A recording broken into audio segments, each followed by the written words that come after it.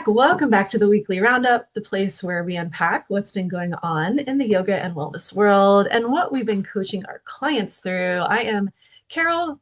Coach Terri is with me today, and we are kicking it off talking about software. It's something we talk about a lot, but I'm working with a client right now who is moving from one software to the other to another. And what we're finding is keeping your data clean and the setup from the beginning is so key for one functionality when you're using the software, but also like in this case, when you have a price change, let's say, and you're leaving people on an old price point, or maybe you just change the price but leave the name, like can get so confusing.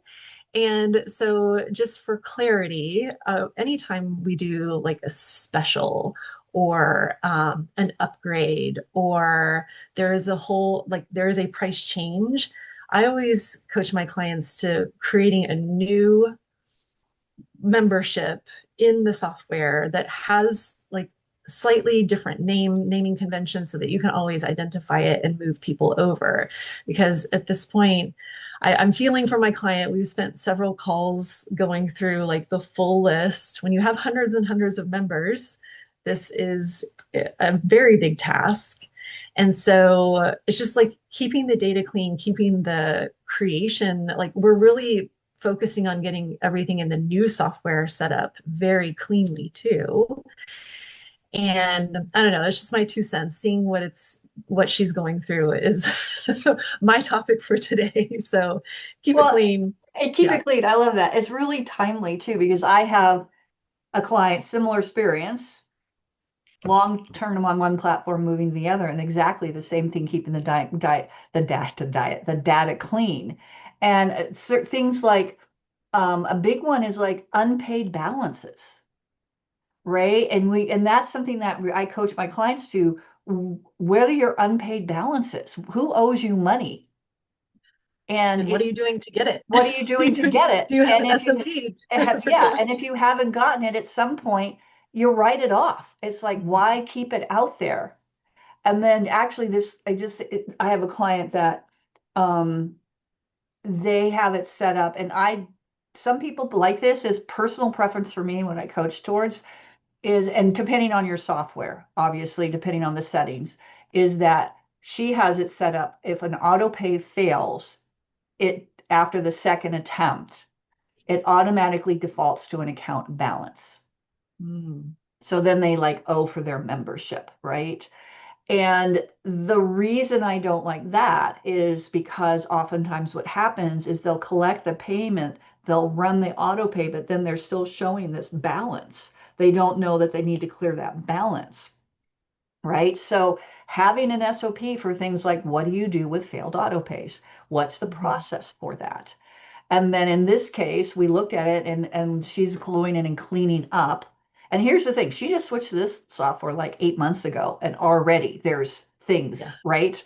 So we looked at it, I said, basically, when you look at the unpaid balances, is it a case where it's just an auto pay that converted to an account balance where they haven't used the service, as opposed to it's a balance because they actually used the service or bought a product, like, oh, I need a mat towel and water, just put it on my account, there's no money there, and now there's $15 account balance? Is it that they bought something or used the service and they actually owe you the money?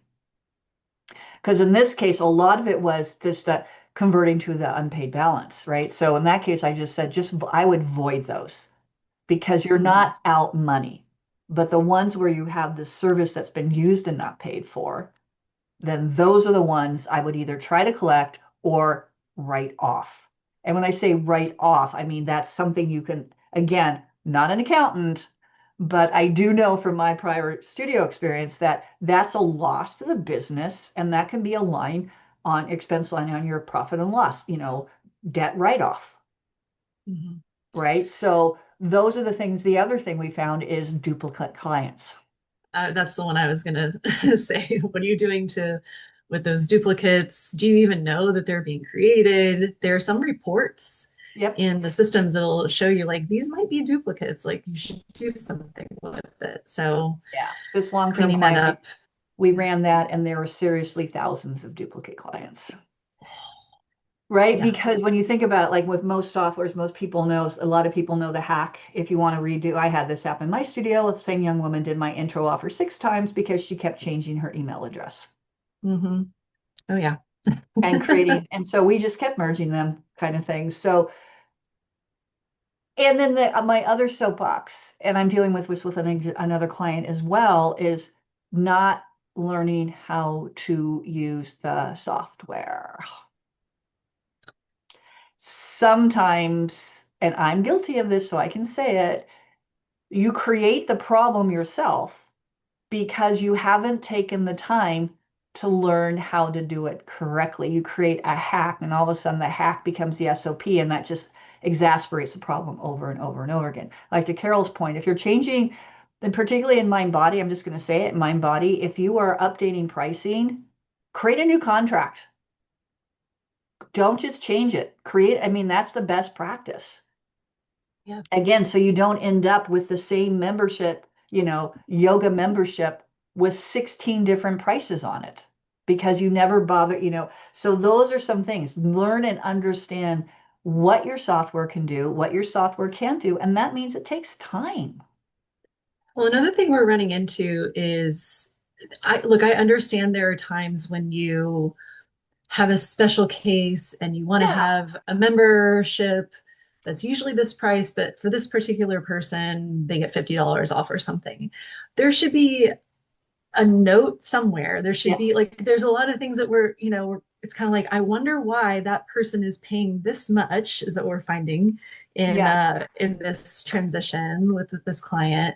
And I mean, our thing was always there was a notes section yes. on the profile and there was always a lot of information anytime there was an anomaly or with the pricing, let's say, or we gave a refund for whatever reason, like it was all dated, and then we had the initials of the person who wrote the note And the because date, that yeah, was they, another, yeah, the 100%. date.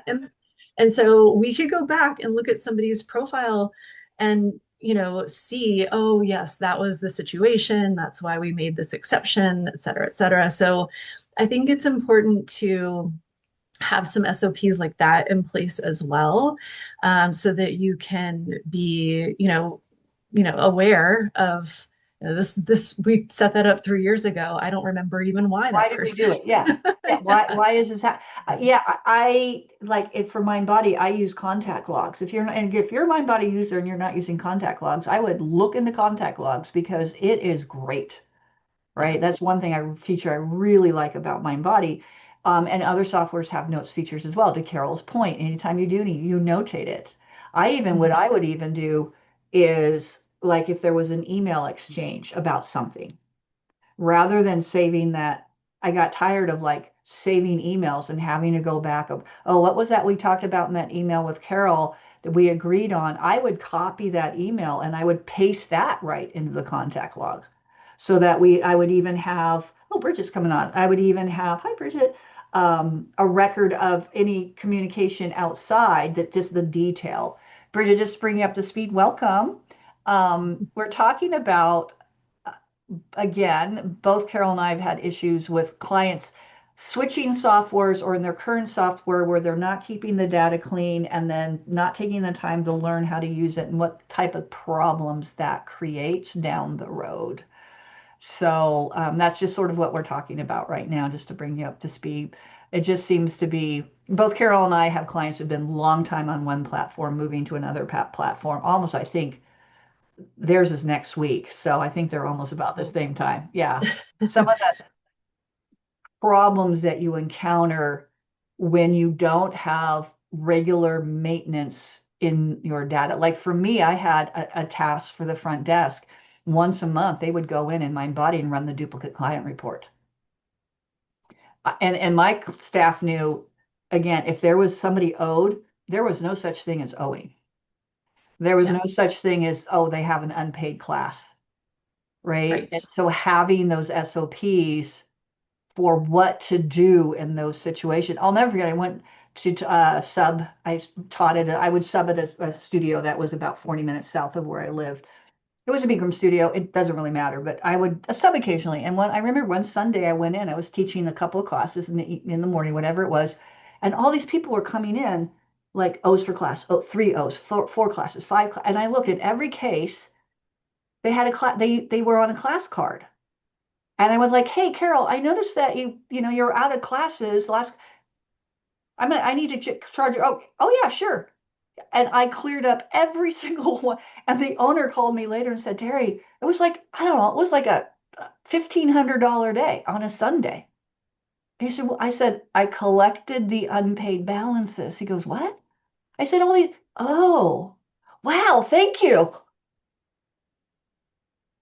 That's Yeah, what's supposed to happen. Like, yeah, it's and wild. that kind of sort of explains why he eventually had to close his studio and just walk away because, those are the little types of things. We laugh about it, but it actually, those are all those little things that create these situations.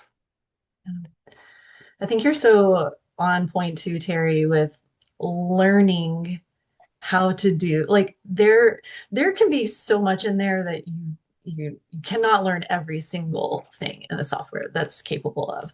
But if you're looking for something specific or you really want to learn, I don't know, whatever it is, like learn it. Like you are responsible. This is your main tool for keeping track of your clients and the money coming in and like why wouldn't you dive deeper and know exactly how to do these processes? Yeah, it can be frustrating sometimes because I feel like sometimes I'll work with clients and I'll make a whole video and like here's the report that you need to go Yeah. to, and it's still like Bang your head I against the don't wall. really know how to do it. Like, like, well, there's a video that I created for you, or Yeah, here's exactly. And to that point, Carol, and Bridget, you can definitely jump in because particularly running your studio completely remote now, is that if that's not your deal, or if then have someone in your organization. If you still need to know everybody has a general understanding of their primary software, whatever it is, whether it's a Moments, a Walla, a MindBody, whatever it is, most people know how to check people in the class and sell a basic package, those type of things.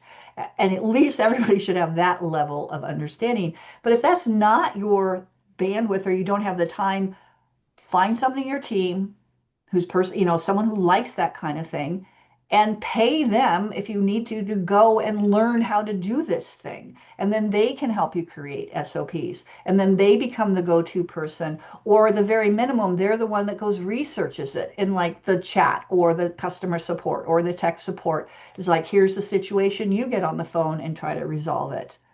Right. And rather than getting frustrated with the software because you don't know how. I mean, that is kind of something you can control, right? If a software doesn't do something that absolutely doesn't do something, then okay, that's that. But if it's just because you haven't taken the time to learn how to use it or figure it out, I mean, who's really to blame in that? I think we have a little bit of an issue in our industry with people blaming a lot of shit. And like, I'm no apologist for big tech. Like, God forbid, I'm not going to sit here and defend Big uh tech. defend big tech. And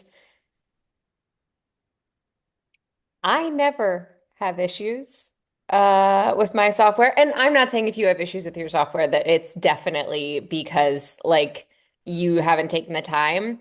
But I'm in a group for my particular software, Yep. and people are constantly like, I have 20 tickets open with support. I wish I could call. I have never once wished I could pick up the phone and call my software company. I think yeah, I think that yeah, I don't know. This is probably a little off topic because I wasn't looped into the beginning, but this is something that does it can get on my nerves just a teeny bit of just like a little bit of a lack of maybe it's stick-to-itiveness, like Mhm. just you can figure this out. You can get help. You can like this is doable. And I think there is sort of a tendency to automatically rush to calling or whatever. And I think that it's not like I care if you clog up the support, whatever Right. on any given software. Like I said, I don't usually have software problems, but um it sucks for you, like that's just you wasting your time instead of solving problems. So I don't know. What do you guys think? Do you think I'm being too harsh on I don't know if people? I don't know if too harsh. I can say a lot of times, and Carol, I know you do this, is, all the softwares have support. They all have support articles. They all have all kinds of, and I think oftentimes when I was, I use my body, and if I would always go to the support articles first. And I would Yeah. say 9 out of 10 times I could find the answer to what I needed in a support article. Or MindBody has support, like chats. I mean, not chats, but community supports, like a user group, right? So I could maybe get an answer in there. And I know that, there's user groups like on Facebook and things like that, where, hey, I have this problem. Oh, this is how I solved it. This is what I'm doing. So there are plenty of resources. You just have to take the time, excuse me, to go and look for them. And that is, unless it's like I would say mission critical, I would prefer not to have to call MindBody. And then when I did, I would make sure they had that callback feature. I would make sure I had the time. Usually when I was working in my office, I'd make the call. Okay, we'll call you back. I made sure I would do the callback so that I did, and I would do other things until they would call me back. Right. So I think part of it is trying to find the solution yourself, being understanding that no software is perfect, right? Understanding that someone needs to learn how to use the software, and understanding that there may come a point where you've outgrown the software or there's something that actually will be better for you. But I've seen this happen. It's kind of a little bit like dating, right? You get in a relationship, it's all bright and shiny and new. In the beginning, you're all excited and all this kind of stuff. And then you hit a few moral bumps. Oh, this isn't working. Boom, I'm out and I'm going to jump into this relationship. Been there, done that. And so becomes a self-perpetuating thing. And what's the common denominator in all of that is you not taking the time to learn how to use, or paying somebody to do it, or finding somebody to do it, right? If you're not good in Squarespace, don't know how to use it, then hire someone to do it for you. That's my rant. To expand a little bit on when you do call support, and having been on in IT before I got into teaching yoga and running away and opening a studio, um, the more information you have, Yeah. the more clarity you can give to the representative, the more likely you're going to have a good answer. Yep. So, you can't just be like, this thing isn't working. Like, if you can be so very specific, it helps them from the technical side to help you figure out what's going on. I would just add that.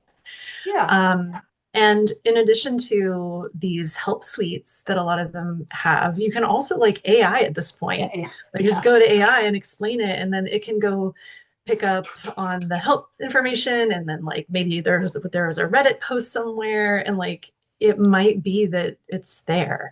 I mean, there are some weird things that come up. I know there was like a recent little issue, I think, in Walla with like Yeah. cancellations and stuff. Like stuff happens and you get through it and move on. But for the most part, yeah, the data is there, the information is there, and it is Bridget, I don't think you're being too harsh. It's like this is your business. You need to take responsibility for it.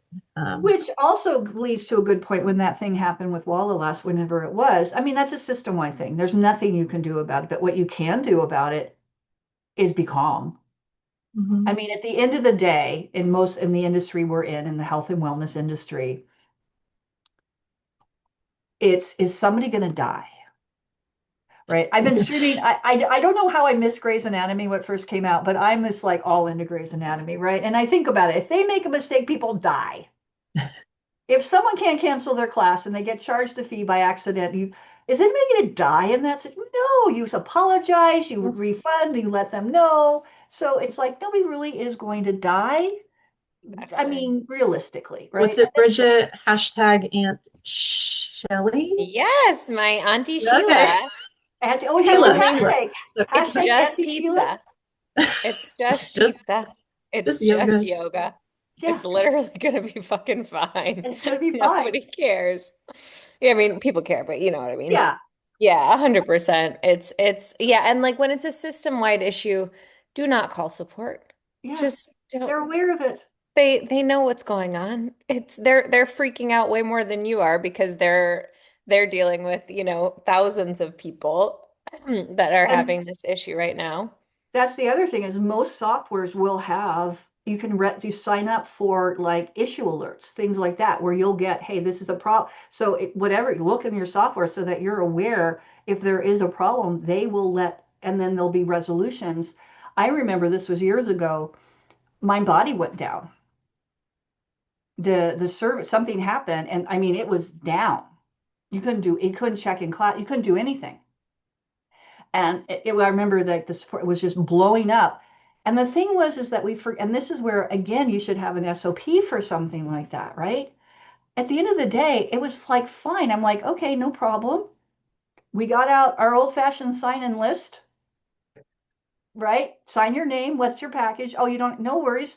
Well, do you have cash or do you have a check? Oh, okay, no problem. Not, nope, we'll just follow up with you. And in fact, I had one guy wanted to come in by an annual, and he said, I'm like, he don't my, my body's down. He said, oh, can I write you? I said, sure, write me a check. Right. So, and we still held classes. People still took class, and it actually ended up because of that annual, it actually ended up being a really good day. But there are other people that were just like, oh, it was so bad, da da da da. I think it goes, having not been a parent, and Carol, you are the parent among us, is that your kids will go how the parents go, right? If there's a situation, right? If the parents are calm, like, or something happens in the room, the yoga room, something goes down, if the teacher is calm or you're calm, then that is going to create that atmosphere. Versus if you're all agitated, steam coming out of your ears, expletives coming out of your mouth, oh, the blah, blah, blah, then guess what? That infects.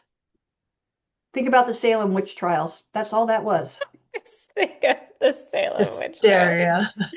Um, Mass totally. I hysteria, right? mean, that's just a word for that's everything in your business. Like it's just such an important thing to remember in every single aspect of your business. It's the same like it if a client like if it's also the same like if you go overboard apologizing for something like this to clients, like I'm not saying there's nothing wrong with just being like, "Oh, so sorry for the inconvenience.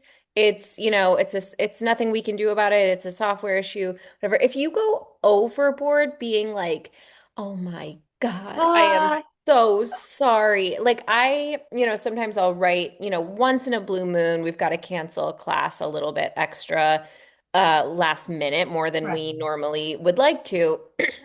And I literally tell like when I often will just like say to ChatGPT, while I'm running around doing a million things, hey, can you write this like apology note to people? And I literally say like, don't make it super apologetic. Like that makes other people think that they're being wronged. Yeah. If you are going, it's the same with your staff. Like it's just, yeah, I just think that's such an important thing to do as a leader in general is just like you are setting the tone for something like that. And software stuff does come up. I do just want to say, because I was feeling a little bad that I was going a little hard on people who like call support a lot, but of course, there's times to call your software. I just had a client who we had two things on the list she had to call. Like I was like, you got to call about that, like twice this week in one call. So I do know that there there's Good definitely times. Yeah. just like yeah, like we've all said, you guys said it really well. It's just like there are so many ways. Like Carol mentioned the AI thing. That's been such a game changer for me with all my tech stuff. Like not really, I don't really use it currently for my software, um but like with any little tech thing that goes wrong, it is amazing how good ChatGPT is at fixing this. Like, just last year we'd be on like deep in like Quora forums, like Reddit. We're like deep in like random corners of the internet trying to find the specific issue. And nowadays, I just throw the screenshots into ChatGPT and it just tells me what to do. Anyway, And there's always Control Alt Delete. and there's And always Control Alt Delete. this is when we Turn it on again. shut it down, unplug it, and reboot. I had that just last week.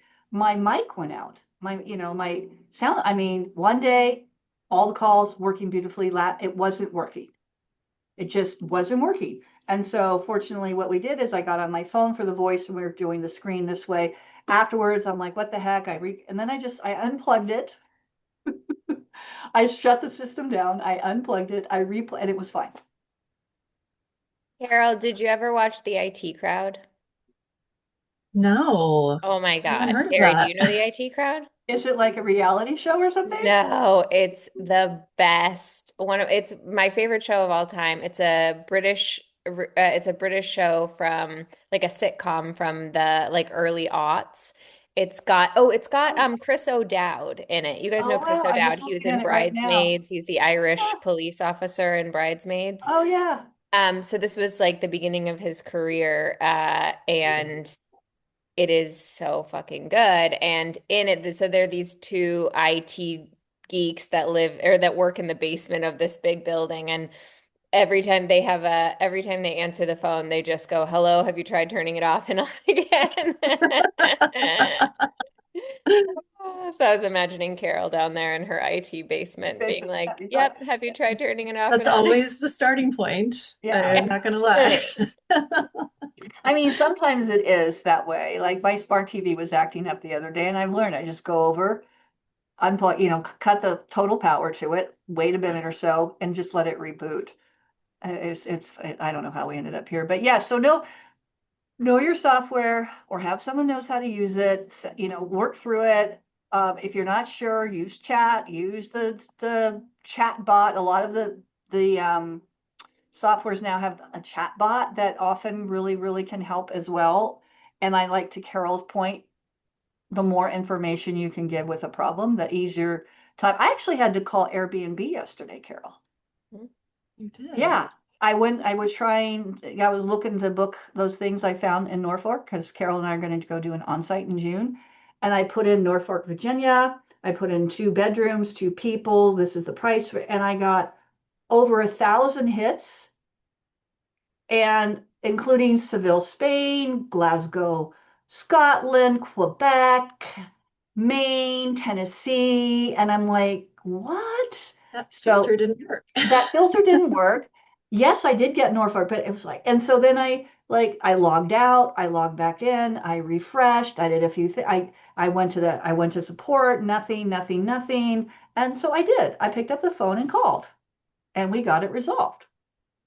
It was just some weird little thing. But anyway, so yeah, enough of that. Well, I was thinking how Bridget was, mentioning how you as the owner set the tone. Mm-hmm. You as the owner create boundaries. Wanted to transition into something else Terry and I were talking about before we started recording, which is, I mean, you want to take it away, Terry? Yeah, You did a post in the Artha community about yeah, it. I posted about this in the Artha community because it's a very real thing that happens because we are dealing with people and humans and feelings and emotions and situations and hashtag Terry's dad, right? Well, the situation is a client of mine has an employee, their front desk, and she started showing up late to a lot of her, particularly mostly the morning shifts. And she had like 6 shifts a week. couple of three, I think it was 3 in the evening, 3 in the morning, whatever. But she was always coming in late. Then she started to beg, and part of it was she's like, she needed to get a ride, and the teachers don't have to get there as early. And then what they come to find out is the woman's car is not working. So it was getting obviously very problematic because it was putting stress on the rest of the team. Things weren't getting done that needed to be done before class. And so then it turned out that came out that her car's not working, and oh, guess what? Then the car gets repossessed, so now she doesn't have a car. Obviously, from a human standpoint, we feel bad about that, right? However, from a business perspective, we need that person to show up on time because it's putting stress on the rest of the team. So then the manager had the conversation with her. We tried to and she kept coming late. And the manager was like, well, if this continues, we're going to need to, perhaps find someone to take those shifts, blah, blah, blah. It got to the point where that needed to happen. And then the woman said to the manager, well, if you take these shifts away, I'm not going to be able to pay my rent. Which I don't know how you feel about that, listeners out there. I kind of find that sort of emotional blackmail and a very much manipulative, emotional manipulation, because again, we want to be kind, compassionate human beings. And at the same time, it's not the owner's responsibility about people's personal finances. We can feel for that person. So then the manager comes back to the owner and was like, well, can we do it? And of course, she wants to help this person. So then it became this whole big thing where we're trying to realign schedules, this and that. And the owner, I'm like, look, it is not your responsibility. I mean, the schedule is what the schedule is. Her showing up half an hour late is not, it's not sustainable. Or, well, could she do these other jobs? Maybe she could do this, this, and this. I was like, well, the owner's like, I already have people doing that. I'm not going to pay her a day. So it became this whole thing. Then the manager decided to take things in her own hands and put out a request, fortunately at this point, just to the teaching team for almost like a little, not quite but similar to like a GoFundMe. She was like, hey, this person is in trouble, financial trouble. We, want to help her out. She set up a little Venmo thing and then put it out. And she said, and oh, by the way, this is on the down low. Don't say anything to her about this. Of course, when I heard that, where my mind went right away. Red flag. HR. This person told the manager she was experiencing financial difficulties, and now the manager has taken that private information and shared it out with the rest of the team from a place of compassion. We want to help her, but if I said something to my boss and then about something personal, I would be like, I can see Carol's face right now, right? I would be pissed. So now we've got this whole HR thing about breach of confidentiality and privacy. And we've got it's just become this whole big mess. And then, of course, the owner feels horrible. Should I be doing something? I'm like, no. It's not your responsibility because this person is in financial distress. You can be empathetic, but at the end of the day, you need that person to show up on time. And if they can't, any business is like, I'm sorry. Yeah, that part, Terri. Like I always go back to like if I worked at a grocery store or anywhere else and your Starbucks, hours were cut, yeah, like Target, Walmart, you name whatever. it. Like, and then like would you have the same like, well, would it be the same reaction? Well, if you cut my hours, I won't be able to pay my rent. Well, it's like that's look, as a small business owner and leading with heart and compassion, I think that there are a lot of boundaries and levels to this situation here. I would want to try to co-create something that would work. It would be in my nature to like, let's have a conversation. This is what the business needs. Can you commit to showing up at this point? Like something. And I would want to try that. But at the same time, it's not like if the business starts suffering and then you can't pay anybody, like it's a waterfall, right? Yeah. Like goes into potentially like And I like what really you said screw up a about lot of things here. So go ahead, Terry. co-create. They did try to do co-create, but then the co-creation was relying on other people getting her to the studio on time. And then those rides started to fall through because let's face it, I'll be happy to go pick you up, once in a while, but like every Every day, every yeah. day or every week or and then the other thing too was also putting a burden before this all became the light is she was asking not only teachers, but she was starting to ask clients for rides. Right. And so then a couple of teachers went to the manager said, I really don't want to say no. I mean, I feel bad saying no, but I can't do this all the time because, she's 10 months, whatever out of the way. So it really is a tough situation, which I think could have been handled with, and the owner, we talked about it yesterday. She's going to have a conversation with the manager. The manager never should have put out that message to the team. Definitely not. There's so many things that strike me about this. Like Carol said, it's like so many layers and levels of issues here. I'm like hesitant to, as you're saying all this, Terry, I'm hesitant because did we not talk about that? Like, I don't want to repeat myself. I feel like we talked about this exact scenario like last week or the week before. And I'm just like Not this conscious exact about scenario, but maybe, I repeating mean, let's myself. face it, human beings, we tend to make, Yeah, maybe the same thing, just like literally. I mean, this does yeah, sound so familiar. I mean, yeah, whatever. So, okay, well, either way, what I thought I said last time deja vu. was um that yes, you can try and help. Yes, you can co-create solutions. And what this scenario and many scenarios, I think, in our industry are often missing is really clear boundaries and expectations. It's like there isn't your rules about when your front desk staff show up to the studio are not arbitrary. And this Right. is what I remember talking about before. Maybe it was on a totally different thing, but That could be, what what you as the owner have to first be reliable to is your community as a whole and your business. And if you, and this is what I think is so important is you as the owner, you actually it requires you to understand why you want your employees to be there yeah, at X time and the real like underlying value that the value that is underlying that rule. And I actually think a lot of owners are missing this. I yeah, think a lot of owners are like, well, yeah, I mean, of course I want the floors to be clean, or of course I want, the of course I want the music to be on when clients walk in. And if you don't know the underlying like value that those are supporting, then it's actually going to this stuff like this is going to come up and you're like, okay, well, I don't know. Maybe it is okay if she gets there a little bit later or whatever.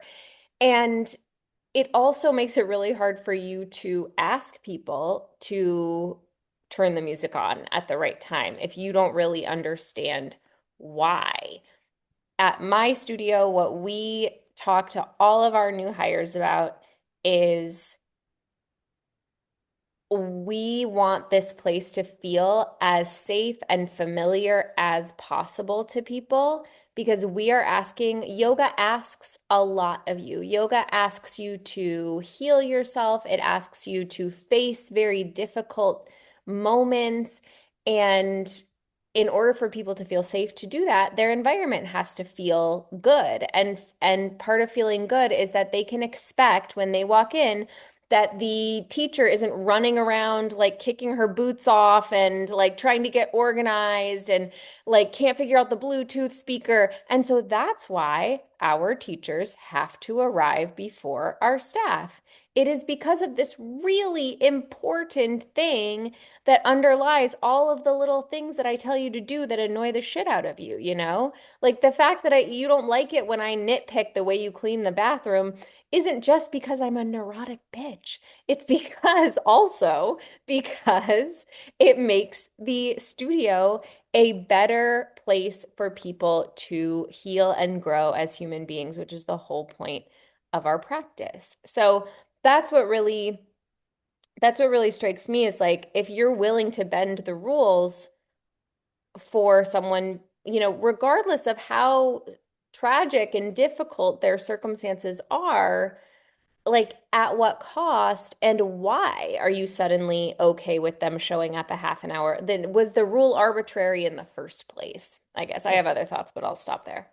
yeah, I think when you said the bathroom, it's like 100% because my one of my telltale things with businesses is how clean their bathrooms are.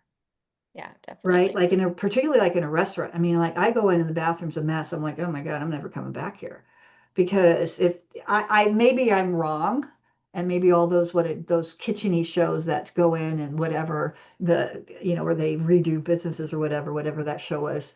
Um, my thought is if they have this much attention to keeping the bathroom clean, then what about the rest of the business? And I've even gone up to managers. I always love this. Is the manager available? Oh, is something the matter? No, I just need to talk to the manager, please. Right. And then the manager and the other lot, and then I'll say, hey, I know this is a weird thing, but I just want to let you know, I really appreciate how clean your bathrooms are. It shows me that you care. And every time it's like, oh my gosh, thank you so much. We really do. Da da da da da. So no, the whole bathroom thing makes me chuckle. And what you said too is interesting. I have a client trying to get the teachers involved. And some of them are showing because I was there last year, and it was like, okay, a lot of times the teachers were coming in 5, 6, 8 minutes before their class started. And of course, like you said, I mean, they have front desk and everything. It's a busy studio, and I said, well, what time are the teachers supposed to get here? Oh, well, their contract because they're all. This is over in the UK. It's all very different with employee status, blah, blah, blah. But they said, oh, they're all contractors. I said, what is their contract? Oh, they need to be here 20 minutes before. And she said, but I'm thinking, and I went, wait, there's the problem. Your contract says, to your point, the why, your contract says 20 minutes. And because nobody enforced on that, now all the teachers are trickling in. It's like, oh, okay, I get there 15 minutes before, nobody says anything. I get there 5 minutes. I get there 2 minutes before, nobody says anything. So that's why also, if you are going to have something like a policy, or like to your point, is if it's not relevant to anything, then why have it? And also keeping in mind that sometimes things outlive their purpose. It's like, oh, we used to do that. Remember, I've said that before, the whole why do you cut off the ends of the pot roast? Right. So that's why looking and updating and I did a post about a great time, like with onboarding and things, our training is like when you get somebody new, if you haven't looked at your onboarding, it's like, here's a good opportunity to see if it's still relevant, if there's things that need to go into it, if it needs to be expanded. Oh my gosh, we don't even do this anymore. Why is this still on here? Oh, wait, now we do this.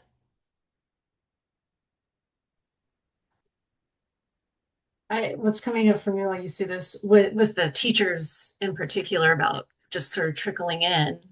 Um, you know, I think it can be challenging to know as an owner that this is happening. I've run into this with clients that they're like, why did nobody tell me that this teacher is constantly late? And because the other people they're working with don't want to be tattletales or whatever. And it's like, and can we create a system where there is accountability on both sides? And this is a constant thing, it does need to be escalated. So it goes back to all of these, having an SOP for that is really important. And I get it. It's like it can be uncomfortable for other people to like basically tell on other, the teachers for being late. But I actually had a client who was, for good reason, looking through their security footage to see, like, okay, when is the desk being unmanned for whatever reason, unpersoned, I should say, like there was nobody there. So they were just kind of looking at it from an audit perspective to see, like, do we need another body Person. there? Do we need to hire someone? And what they found was very surprising. Like, there was somebody that was coming in late, but still clocking their time as if they were coming in at regular hours, at their correct time. And that's wage theft, That's so that's that's that's a big that's a criminal offense, That is basically. fucking stealing. That's stealing. Like I Fraud. oh sorry, Carol, go ahead. It drives no, me. no, no. Feet, please. It is stealing. And but it was, how long had this been going on? They didn't know. Nobody had said anything. So we, after that, started talking about how do you create a system that would, allow for this to be come up as an issue over time if it needed to, or like for our we had our desk and our teachers arrive at the same time about 45 minutes before class, I think was the time, because at that moment we opened the doors 30 minutes before. So the thinking is both the desk and the teacher would have 15 minutes to really get prepared, settle in, have everything ready, and be ready for all the students to come. And if they were going to be more than 5 minutes late, they needed to call each other. Like, you need to know who you're working with. You need to have the staff list ready, and you're calling to let the other person know, hey, I'm stuck in traffic or whatever. Those are understandable reasons. Things happen, but at least the other person would know. And then if they didn't get a call, like if I was working with Bridget and I'm the desk person and I don't hear from Bridget, I start calling Bridget after 5 minutes. Now I've got to I need to escalate this somehow because I don't know if Bridget's going to show up at all to teach this class. So we had these things in place, and knock on wood, like there's maybe one time that somebody did not show up to teach and we had to cancel or like start 15 minutes late or something like that because the system was created so that somebody would be there. So, and we could make sure that the process created an environment where our students were taken care of, because that's the main goal. It's so funny when you said that because in my entire time teaching, I only didn't show up for class like I think like 3 or 4 times, and it was always when I had agreed to sub a class. I forgot, and then 2 of those times were at my own studio when I bought it. But fortunately, a couple of my clients ended up having my phone number, and then I lived very close to the studio. It's like, oh my God, I'm on my way kind of thing. So I had to chuckle when you said that. Which leads to like with like clocking in. I just one of my clients had a similar thing. Is the front desk person was showing up like not just a little, but constantly late, and still it was the same thing, clocking in. And then finally we're like, what's going on? And the same thing, the owner happened to look and then asked the teacher and like, oh, well, she's hardly ever here. She usually doesn't roll in until 15 minutes, blah, blah, blah. So then, of course, that person and it was a long tenured employee, but that person was immediately let go for that. And so a couple of things just from a process standpoint, or just a oversight is the word, is like a lot of these apps you can, like in the Mind Body Business app, and I know about Walla, but you can clock in and out from the app. I'd lock that down. I would lock that down. I would, like, the only place you can clock in and out is from the laptop or desktop at the studio. Can you like is that in Mind Body? Is that a capable Yep. like you can do You that? restrict the IP address. There is a Yeah, way. I don't know I about Walla, don't but in MindBody, it's there's a very way long. based on permissions. You can restrict the IP address so that they can, Yeah, that is, I mean, that yeah, is a huge and you can issue. turn that thing off, but there are Yeah. ways to do that. So there's that. And then the other thing with regards to the teachers, I've thought a lot about this. And if I ever open a studio again, my teachers would clock in and out. and this was my bugaboo because we had the same thing, Carol. We had to be there when the previous owner of my studio, same thing. We never had front desk. So the teacher had to do the desk as well. I had to be there 45 minutes before. And I know for a fact I was always maybe sometimes 40, but I was always there 45 minutes before, right, ready to go. But yet I knew that some of my fellow teachers wouldn't get there till right 30 minutes before. But yet we were paid the same rate. Yeah. And then the other thing is like the 6:30 a.m. class, man, they could jet out of there quick. I mean, people would go, whereas the evening classes might have to stay an additional half hour or longer, particularly if there was a full class waiting for the last person to leave. So that's the other thing about it is that it really, if you're paying your teachers the same rate, but if it's an hour class, some people it's 2 hours and other people it's an hour and 15 minutes. To me, that's not equitable. Yeah. I So, wish clocking out and clocking in was a little bit easier than it is. I don't know what it looks like. Like when I worked in restaurants, it was super easy to clock get a in and time out. clock. It's like four numbers and it asks you put your digits in. It says, "Do you want to clock in?" You say yes, whatever. I still forgot to clock in and out plenty, Well, um, but one of the issues, so I think we've talked about this on the roundup before, but I stopped having my teachers clock in and out, and they were just it is way harder. Like in I don't know if it's in Mind Body is the same, but in Walla, if I want them to clock in and out on my computer, they each have to log in, they have to remember their little password, they have to whatever, and then if someone else is logged into the computer, they have to log them out, log them back, log themselves back in to do all of that, clock in, clock out, et cetera, et cetera. yeah, and And they don't do it. My manager was spending so much time correcting timesheets. And we don't have to dig into it again because yeah, you and I have already dug we've into already this gone down. I know before, we haven't. and I don't think either of us changed our minds, but it's just so much easier in restaurants to do it and like in different POS systems, and it is a lot harder. To get it. And I'm talking like organized teachers. These aren't just Yeah, my annoying teachers who like I yeah. can't get them to do any fucking shit. This is like my teachers who are typically really on top of shit and it's just so clunky. And maybe other people have more luck and maybe it's, my software or whatever, but I wish they could make it like so easy.